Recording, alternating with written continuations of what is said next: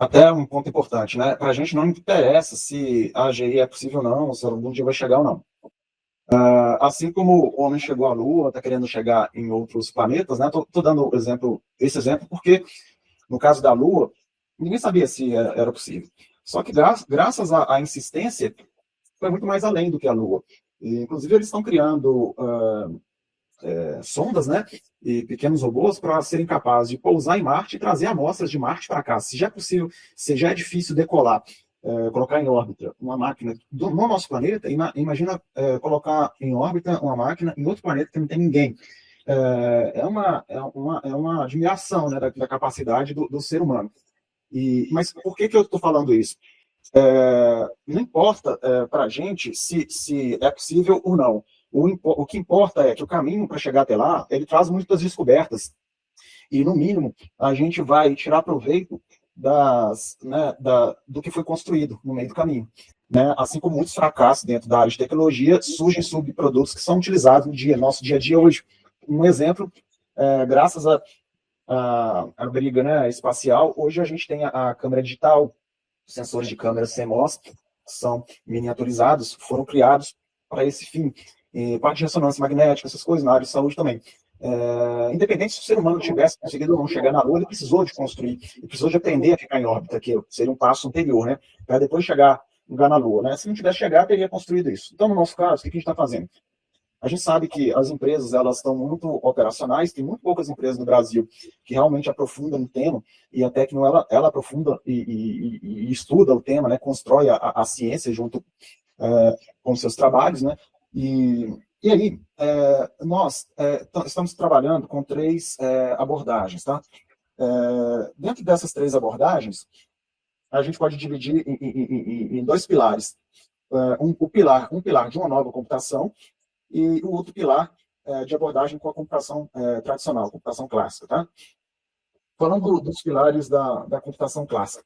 Aí eu não vou detalhar muito, não, para não. Né, porque, vai entregar o tesouro do projeto ainda não, calma. Eu não posso detalhar muito, mas o que eu posso falar é o seguinte: dentro dessa área de computação clássica, a gente está trabalhando com a parte de compressão de dados, que é aquilo que a gente conversou. Se a gente consegue comprimir a informação antes de trabalhar com ela, a gente consegue consumir menos energia para processar, sem a necessidade de descomprimir. E, curiosamente, já existem técnicas que fazem isso. Que é aquele negócio que eu falei, que as coisas elas estão... A tecnologia toda hora dá uma dica para a gente, né? Então, a gente vai pegando as dicas. Esses modelos que geram imagem, muitos deles são baseados em difusão e com a técnica de embaralhamento, de previsão de embaralhamento, desembaralhamento, e uma técnica chamada Stable Diffusion, que quase todos esses modelos que a gente utiliza que geram imagens, eles se baseiam nessa técnica. E o Stable Diffusion, antes dele gerar a imagem, ele comprime essa imagem e trabalha a partir da compressão. Com isso, eles conseguiram criar modelos que, dependendo do tamanho, você consegue rodar no seu computador. Não precisa de uma computação de alta capacidade. Então, por outros motivos, já se tem visto o benefício da compressão dos dados. E aí, dentro da compressão, qual que é a nossa ideia? É a gente conseguir criar técnicas para que a gente possa comprimir a informação e trabalhar com a informação comprimida. E isso é o primeiro passo que o próprio ser humano faz. O ser humano, ele tem uma capacidade, o ser vivo, ele tem uma capacidade de trabalhar com os dados somente com a informação que ele precisa. É como se, de forma biológica, ele fosse capaz de comprimir e extrair o conhecimento somente daquela informação que ele precisa. Aí, dentro dessa parte de compressão, a gente está com duas abordagens. Uma abordagem retinográfica. Essa abordagem ela está usando alguns conhecimentos dentro da área da neurociência de como que a nossa retina ela capta a imagem e transfere essa imagem para o processamento da informação. E tem uma área dentro da retina chamada da fóvea, que é o seguinte: quando você está olhando uma imagem, você não processa aquela imagem toda de uma vez. Você, sem ter consciência disso, você coloca em cima da fóvea aquele trecho da imagem que você está tendo atenção naquele momento. E aquele trecho, ele começa a ser processado. Somente aquele pedacinho da imagem ali, ele começa a ser processado, e esse processamento é feito em partes. Então, imagina uma pessoa assistindo um jogo de futebol, né? Comparar um ser biológico com um computador clássico. Se a gente está filmando um jogo de futebol com uma câmera e o computador está analisando tudo do jogo, ele está pegando todas aquelas informações que está chegando pela câmera, ele está fazendo cálculos em cima de todas aquelas informações. A gente não faz isso. Quando a gente está assistindo um jogo, quando a gente presta atenção na bola ou no jogador, todo o entorno ali da bola, do jogador, do gol, a gente não está processando aquilo de forma plena. A gente está simplesmente ignorando aqui. A gente está conseguindo focar somente naquele trecho no qual a gente está conseguindo prestar atenção. O ser humano, com o processo evolutivo, ele aprendeu a prestar atenção em trechos da informação, não na informação completa. Isso é extremamente poderoso, porque só essa etapa ele já consegue reduzir dezenas de vezes a necessidade de energia e consumo energético para fazer aquele processamento. Então, essa é uma técnica que a gente está trabalhando em cima desse conhecimento da retinográfica. E aí, quando a gente vai pesquisar, tem alguns estudos já nessa área, mas também não estão relacionados dentro da inteligência artificial geral, mas tem alguns estudos nessa área. O outro, dentro dessa compressão, é usar os próprios modelos de geração de imagem para que eles possam comprimir as imagens. Então, a gente está pegando um modelo que é utilizado para gerar conteúdo, para não gerar conteúdo, para ele comprimir um conteúdo e a gente ter como resultado um conteúdo comprimido. Tem um limite de compressão teórico, que é da teoria da informação, ou seja, para você preservar a informação, para você preservar toda a informação de um dado, existe um limite teórico, a gente não consegue ultrapassar. Mas só para vocês terem uma ideia, se a gente consegue comprimir 100 vezes sem perda, 200 vezes sem perda, 500 vezes sem perda, um determinado tipo de informação, alguns casos de informação, isso equivale a quase um prêmio Turing, que é o Nobel da computação.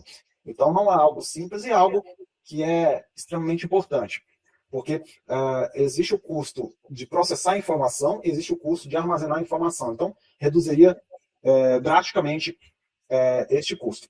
O outro pilar que a gente está trabalhando dentro da modelagem clássica, e aí, só para finalizar, qual que é a relação disso com a inteligência artificial geral? Porque quando você consegue construir modelos menores, né, redes neurais menores, para executar a mesma tarefa que você precisa, você consegue tirar proveito dessa computação, dessa energia, dessa computação que você deixou de gastar, para você incrementar com mais cálculos, né? Que é o que a gente está fazendo no outro princípio, que é o princípio de emergência social. Então, esse é um princípio um pouco diferente desse de criar uma técnica baseada em um único modelo. Então, o que a gente está fazendo? Existem várias abordagens para a gente trabalhar, para resolver esse problema, né? De criar um sistema capaz de realizar cálculos equivalentes ao cognitivo humano. E uma das abordagens é utilizar um único modelo para fazer esses cálculos. Aí tem essas otimizações que eu falei. A outra abordagem é você construir uma quantidade muito grande de modelos menores para que, em conjunto, eles façam esse cálculo. Então, é o princípio da emergência social. E esse princípio da emergência social é o seguinte: a gente pega modelos significativamente menores, que realizam tarefas extremamente simples, e com esses modelos menores, a gente consegue, colocando eles em conjunto e colocando algumas condições de atuação em conjunto, ou seja, criando uma lei social ali, um comportamento social entre eles, a gente consegue fazer com que o conjunto tenha resultados melhores do que a soma das partes. Se o conjunto tem resultado melhor do que a soma das partes, o que a gente consegue fazer? A gente pega o resultado do conjunto e grava aquele aprendizado, transfere aquele aprendizado para cada uma das partes. E aí, cada uma das partes, com aquele aprendizado em conjunto, interagindo entre si novamente, vai ter novamente um aprendizado incremental total. A gente pega aquele aprendizado incremental total e reflete no indivíduo. Então, a gente está fazendo uma dobra. É como se amassando o bolo, né, que o pessoal faz, espicha a massa, dobra, espicha a massa, dobra, espicha a massa, cada vez que fizer essa dobra, a massa fica maior, né, que ela fica mais flexível, etc. É mais ou menos isso, né? Só que a quantidade de elementos naquela massa é o mesmo. Então, qual que é a ideia nessa técnica?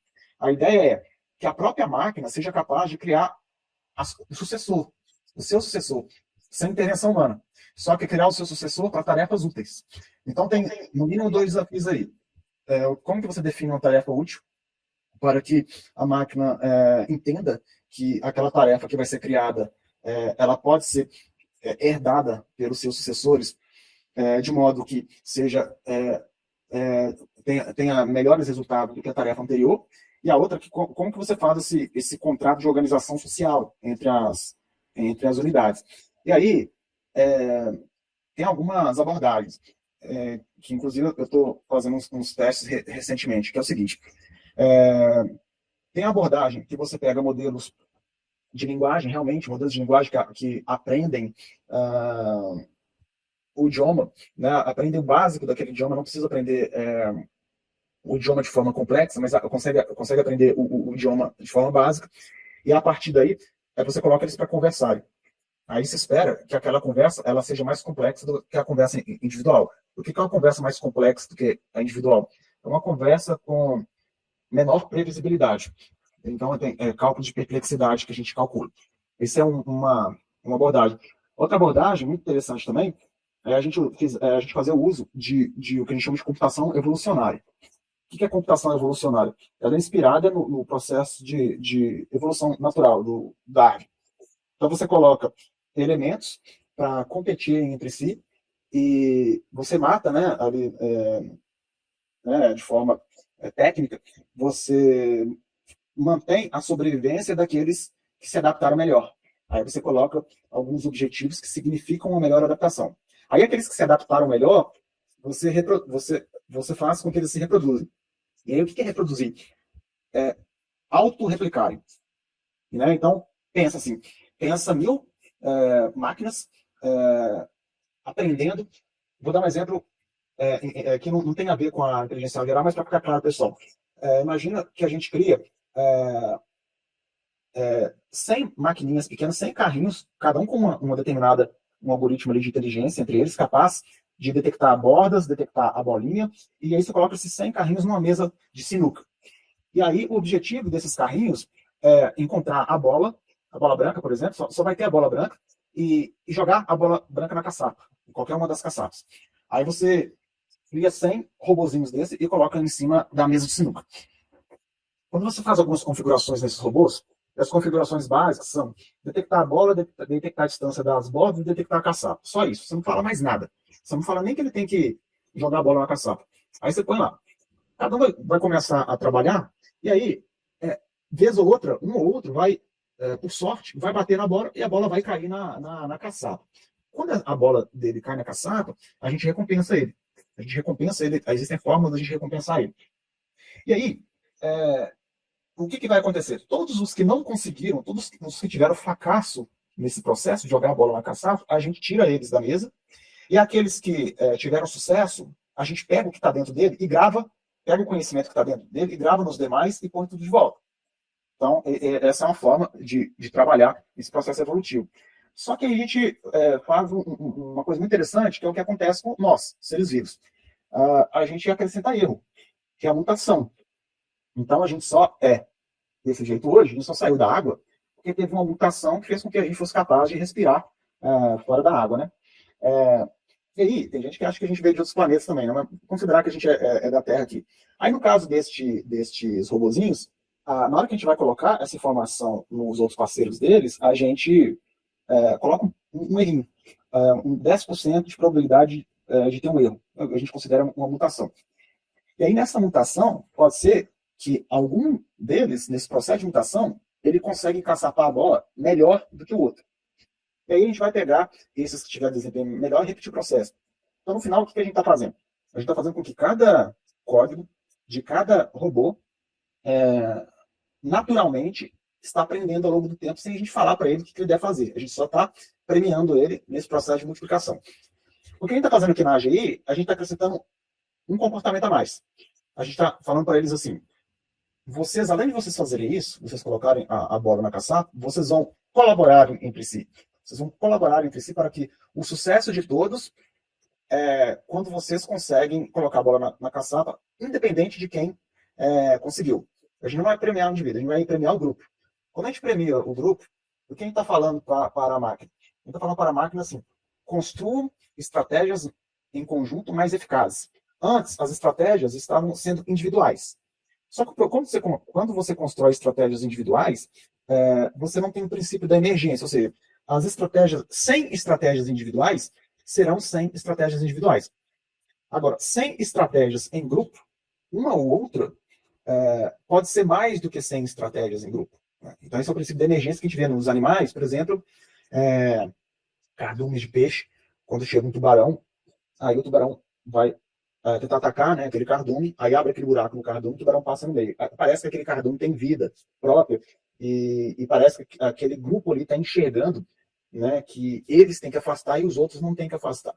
Só que esse princípio é um princípio extremamente simples, que foi aprendido a partir de tarefas simples desses indivíduos. E aí, a gente acaba tendo a possibilidade de fazer com que códigos melhores sejam construídos. Só que no nosso caso, não seriam códigos, no nosso caso são aprendizados. E aí tem um terceiro e último caso, dentro desse de emergência social, que é o seguinte: ao invés da gente pegar modelos, inclusive isso é bem novo. Não sei, na verdade, eu sinceramente não sei se alguém já fez isso, né, mas é algo que a gente está fazendo também. Ao invés da gente pegar blocos de código para interagir entre si e gerar códigos melhores, a gente vai pegar neurônios e pedir para os neurônios interagirem entre si, neurônios artificiais. Então, vou dar um exemplo do nosso cérebro. Nosso cérebro é altamente especializado. Tem regiões ali que, para certas tarefas, são extremamente especializadas. Tem região do nosso cérebro que, se a gente perder, a gente não consegue falar. Às vezes a gente compreende, mas a gente não consegue falar. Então, são regiões especializadas. Então, o nosso cérebro, de alguma forma, ele conseguiu criar conexões especializadas. As redes neurais artificiais hoje, elas pecam muito nisso, né? Quando você vai olhar a tecnologia atual de redes neurais artificiais, elas têm algumas funções de especialização, uma função mais focada em atenção, outra função mais focada em processamento de imagem, processamento visual, etc., geração de texto, geração de sequência. A gente tem até algumas partes especializadas, mas a gente não tem um nível de especialização do nosso cérebro. Aí vem a pergunta: como que a gente cria essas novas especializações? Uma forma é sentar vários especialistas numa mesa e definir no quadro quais as especializações e não ficar quebrando a cabeça para criar essas especializações. A outra forma é fazer como a natureza fez, né? A natureza, ninguém chegou e sentou, chegou e sentou e ficou criando as especializações. Essa parte serve para isso, aquela parte vai ser para aquilo. Não foi assim. Foi durante esse processo de seleção natural. Aí, o que a gente faz? A gente pega cada neurônio, então é como se fosse uma rede neural, é uma rede neural, só que essa rede neural, ela tem as suas conexões altamente conectada, e não somente conectada com os neurônios seguintes, conectada quase todos os neurônios conectados com todos. Aí essa rede, ela aprende a desconectar neurônios. Só que a forma que ela aprende a desconectar neurônios e fortalecer novas conexões. A forma que ela aprende é nesse processo de emergência. É diferente de uma técnica, por exemplo, de revalorização, que o pessoal pode achar que é similar, que é uma técnica que chama dropout, que você consegue fortalecer algumas conexões e cortar outras. É diferente dessa técnica, porque o que a gente está fazendo a gente entrega uma rede altamente conectada, é como se colocasse ela ali na mesa da sinuca e falasse assim, ó, vocês vão resolver essas tarefas, só que eu gostaria que vocês resolvessem com o máximo de eficiência possível. E aí, ao invés de a gente colocar uma rede altamente conectada, uma forma é colocar uma rede altamente conectada, outra forma é você colocar milhões de conexões aleatórias entre as redes, ao invés de colocar uma rede. A gente colocaria 1 milhão de redes neurais, cada uma com uma configuração completamente diferente da outra, e verificar qual que é capaz de resolver aquela tarefa com maior qualidade. E as coisas se conectam tanto que as duas formas que eu falei, elas chegam no mesmo resultado. Então, se você colocar uma rede altamente conectada e pedir para ela ir desconectando e até chegar no momento de otimização, a gente pode resolver esse problema com uma técnica de aprendizado por reforço. Essa é uma abordagem. A outra abordagem é, a gente não utiliza essa técnica de aprendizado por reforço, que vai beneficiar os resultados melhores, mas a gente consegue ter o mesmo resultado se a gente criar seres vivos, entre aspas, então é como se fosse essas 1 milhão de redes conectadas, na verdade é muito mais do que 1 milhão, e aí a gente pede para essas redes altamente conectadas, cada uma de um jeito, com um certo tipo de conexão, para executar a mesma tarefa. Aí a gente vai fazer a mesma coisa que a gente fez com os robôs. A gente vai ver as que se deram melhor, a gente vai jogar fora todas as outras e substituir as outras por cópia das que deram sucesso, com algumas pequenas mutações. Aí, no caso das redes, o que seriam essas mutações? Poucas conexões a mais ou poucas conexões a menos dentro das que tiveram sucesso. A expectativa desse caso no futuro que eu falo é várias gerações, né? Então você pede para rodar, aí são várias gerações ali, é que em algum momento a gente tenha uma proto-rede, um proto-cérebro, como se com áreas especializadas. Então existem alguns desafios em cima disso, que a gente está trabalhando, está pensando os caminhos para seguir. Então, eu dei uma visão, não posso aprofundar mais, mas eu dei uma visão mais abrangente aí dentro da área de computação. Alguns pontos para destacar aí da explicação do Gibran é que tem a correlação com a visão, né? A visão é aquela que ele, não vou repetir aqui, aquela que ele explicou, que é a que a gente não está tão preocupado no final do dia de chegar na AGI.